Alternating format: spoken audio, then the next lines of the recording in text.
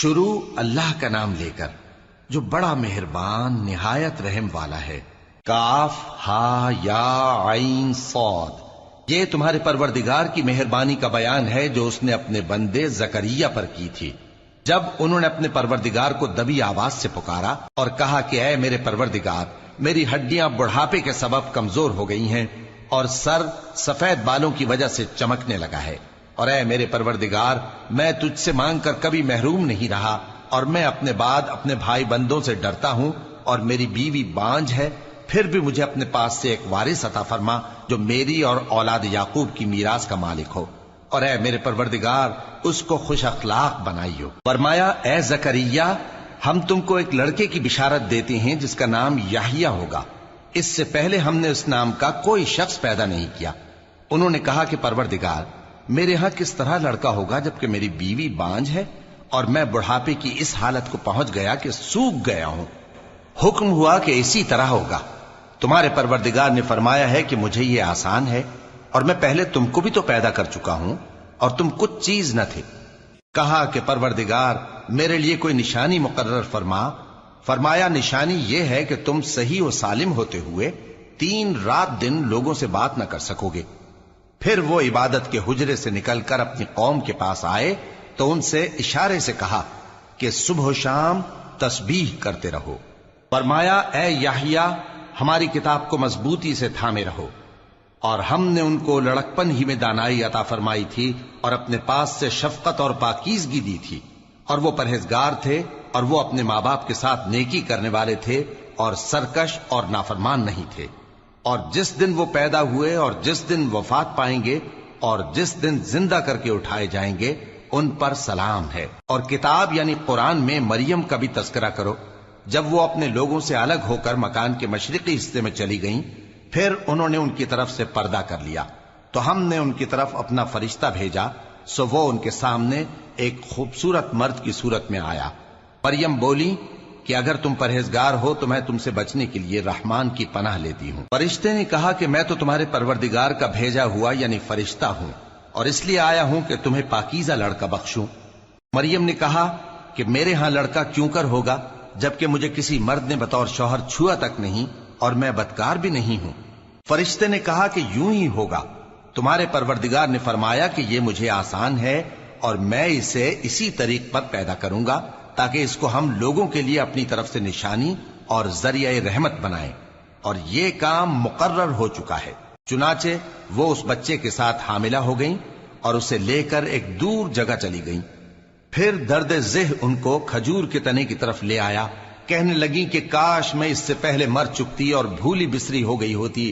تب ان کے ٹیلے کے نیچے کی جانب سے فرشتے نے ان کو آواز دی کہ غمناک نہ ہو، تمہارے پروردگار نے تمہارے نیچے ایک چشمہ پیدا کر دیا ہے، اور کھجور کے تنے کو پکڑ کر اپنی طرف ہلاؤ، وہ تم پر تازہ عمدہ کھجوریں گرائے گا، تو کھاؤ اور پیو اور آنکھیں ٹھنڈی کرو۔ اگر تم کسی آدمی کو دیکھو تو کہنا کہ میں نے اللہ کے لیے روزے کی منت مانی، تو آج میں کسی آدمی سے ہرگز کلام نہیں کروں گی۔ پھر وہ اس بچے کو اٹھا کر اپنی برادری والوں کے پاس لے آئیں۔ وہ کہنے لگے کہ مریم یہ تو نے برا کام کیا۔ اے ہارون کی بہن، نہ تو تیرا باپ ہی برا آدمی تھا اور نہ تیری ماں ہی بدکار تھی۔ تو مریم نے اس بچے کی طرف اشارہ کیا۔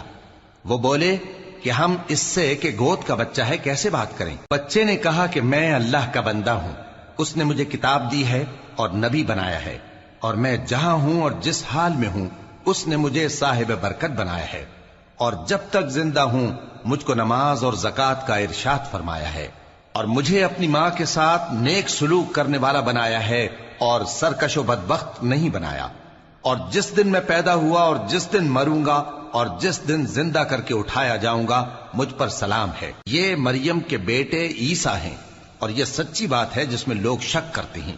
اللہ کو شایع نہیں کہ کسی کو بیٹا بنائے، وہ پاک ہے، جب کسی چیز کا ارادہ کرتا ہے تو اس کو یہی کہتا ہے کہ ہو جا تو وہ ہو جاتی ہے، اور بے شک اللہ ہی میرا اور تمہارا پروردگار ہے، تو اسی کی عبادت کرو، یہی سیدھا رستہ ہے۔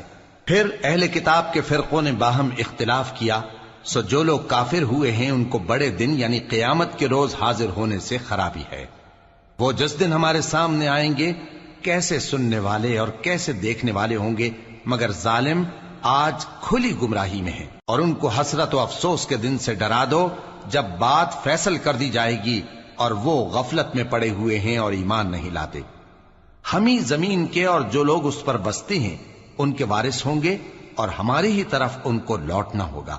اور کتاب میں ابراہیم کا ذکر کرو، بے شک وہ نہایت سچے تھے، پیغمبر تھے۔ جب انہوں نے اپنے باپ سے کہا کہ ابا، آپ ایسی چیزوں کو کیوں پوچھتے ہیں جو نہ سنیں اور نہ دیکھیں اور نہ آپ کے کچھ کام آ سکیں؟ ابا، مجھے ایسا علم ملا ہے جو آپ کو نہیں ملا، تو میرے ساتھ ہو جائیے، میں آپ کو سیدھی راہ پر لے چلوں گا۔ ابا، شیطان کی پوجا نہ کیجیے، بے شک شیطان اللہ کا نافرمان ہے۔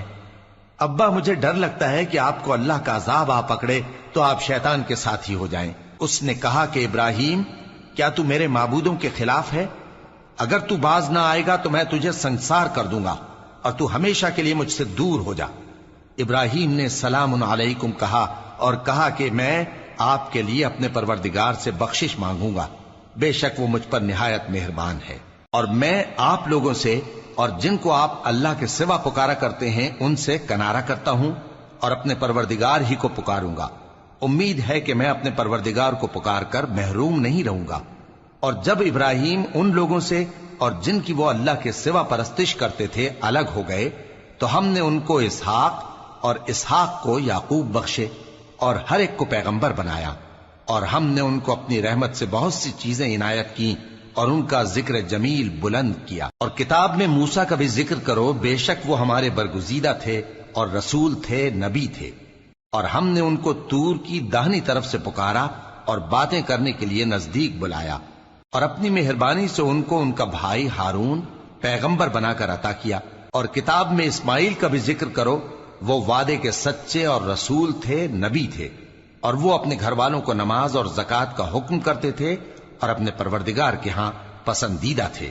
اور کتاب میں ادریس کا بھی ذکر کرو، وہ بھی نہایت سچے تھے، نبی تھے، اور ہم نے ان کو اونچی جگہ اٹھا لیا تھا۔ یہ وہ لوگ ہیں جن پر اللہ نے اپنے پیغمبروں میں سے فضل کیا، یعنی اولاد آدم میں سے، اور ان لوگوں میں سے جن کو ہم نے نوح کے ساتھ کشتی میں سوار کیا، اور ابراہیم اور یعقوب کی اولاد میں سے، اور ان لوگوں میں سے جن کو ہم نے ہدایت دی اور جنہیں برگزیدہ کیا۔ جب ان کے سامنے ہماری آیتیں پڑھی جاتی تھیں تو سجدے میں گر پڑتے اور روتے رہتے تھے۔ پھر ان کے بعد چند ناخلف ان کے جانشیں ہوئے جنہوں نے نماز کو ضائع کر دیا اور خواہشات نفسانی کے پیچھے لگ گئے، سو ان قریب ان کو گمراہی کی سزا ملے گی۔ ہاں، جس نے توبہ کی اور ایمان لایا اور عمل نیک کیے تو ایسے لوگ بہشت میں داخل ہوں گے اور ان کا ذرا نقصان نہ کیا جائے گا، یعنی ہمیشہ کی بہشتوں میں جس کا اللہ نے اپنے بندوں سے وعدہ کیا ہے کہ جو ان کی آنکھوں سے پوشیدہ ہے۔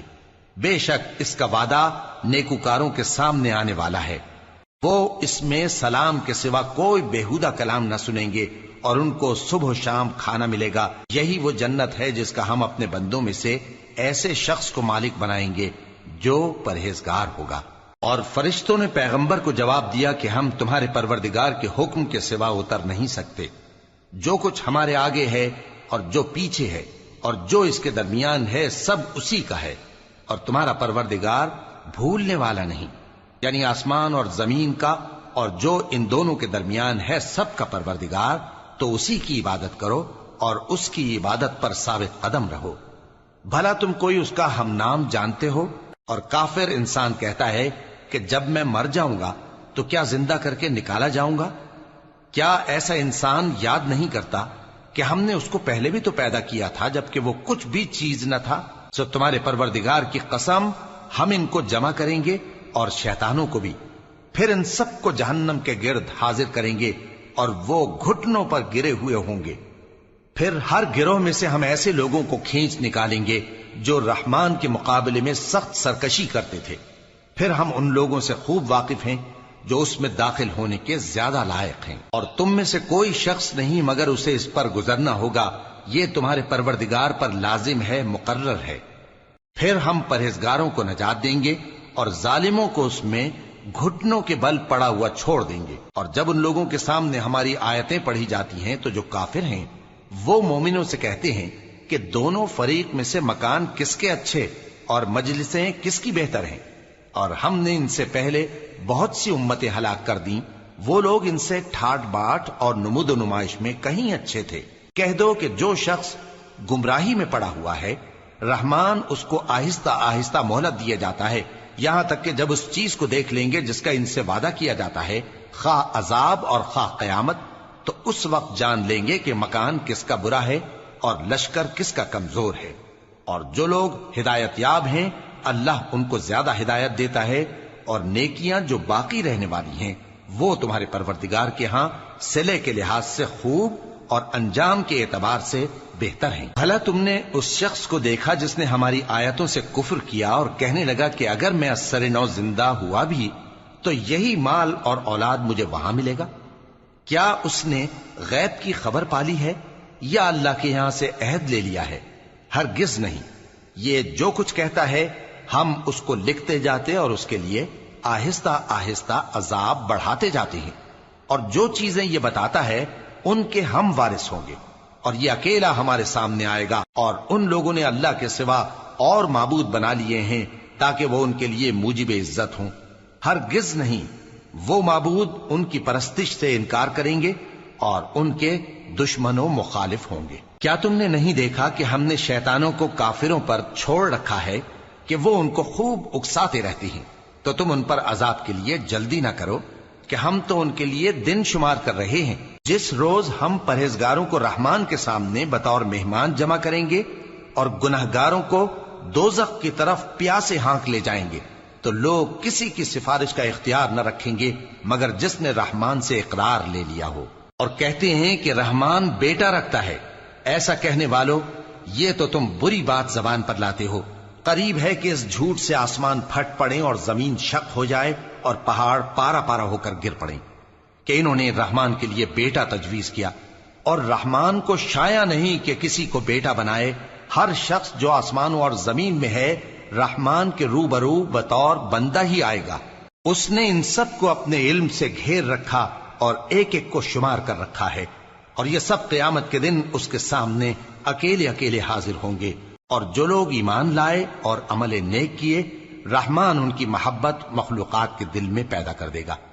اے پیغمبر صلی اللہ علیہ وآلہ وسلم، ہم نے یہ قرآن تمہاری زبان میں آسان بنا کر نازل کیا ہے تاکہ تم اس سے پرہیزگاروں کو خوشخبری پہنچا دو اور جھگڑالوؤں کو ڈر سنا دو، اور ہم نے ان سے پہلے بہت سے گروہوں کو ہلاک کر دیا ہے۔ بھلا تم ان میں سے کسی کو دیکھتے ہو یا کہیں ان کی بھنک سنتے ہو؟